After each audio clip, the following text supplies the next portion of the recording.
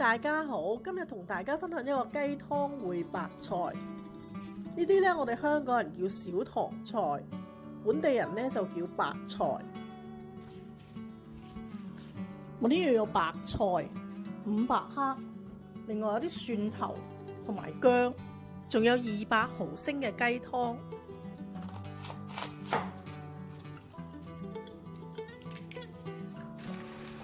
呢啲白菜盒呢，有時會藏咗啲泥嘅，要洗乾淨。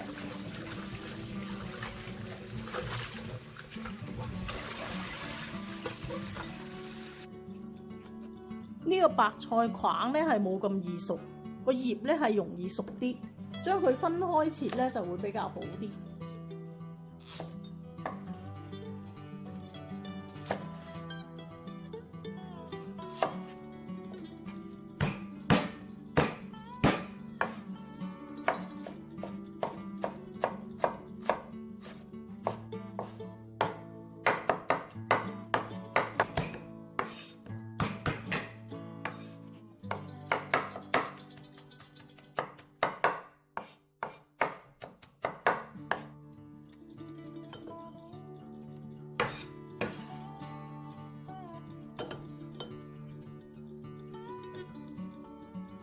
我呢度呢係200毫升嘅雞湯，我哋先調一個芡汁先。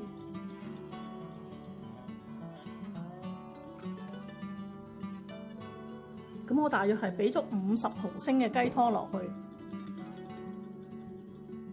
俾大約1茶匙嘅蠔油，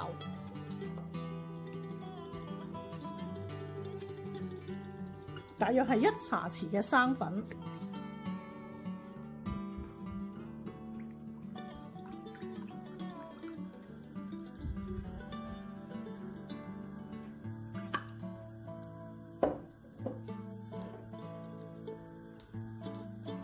爆一爆呢個薑蓉同埋蒜蓉，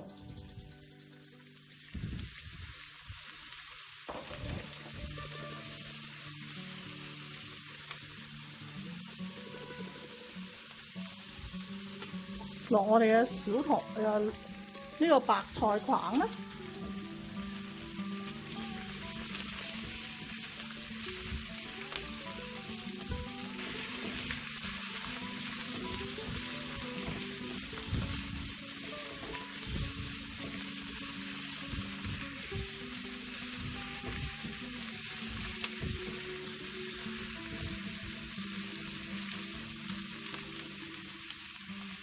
落呢度150毫升嘅雞湯，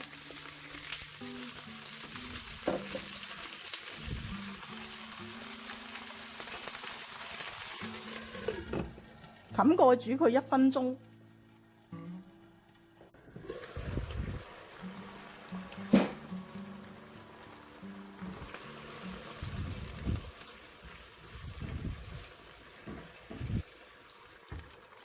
加埋我哋嘅白菜葉落去。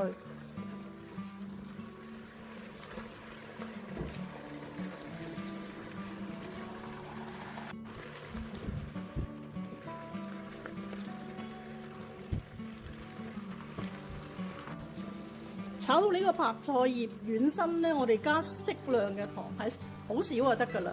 我呢度500克嘅白菜呢，我就加1/4茶匙，食唔出有甜味嘅。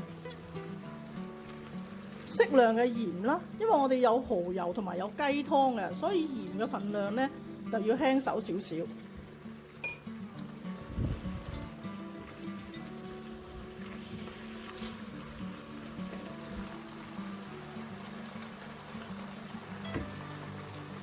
加埋我哋呢個芡汁，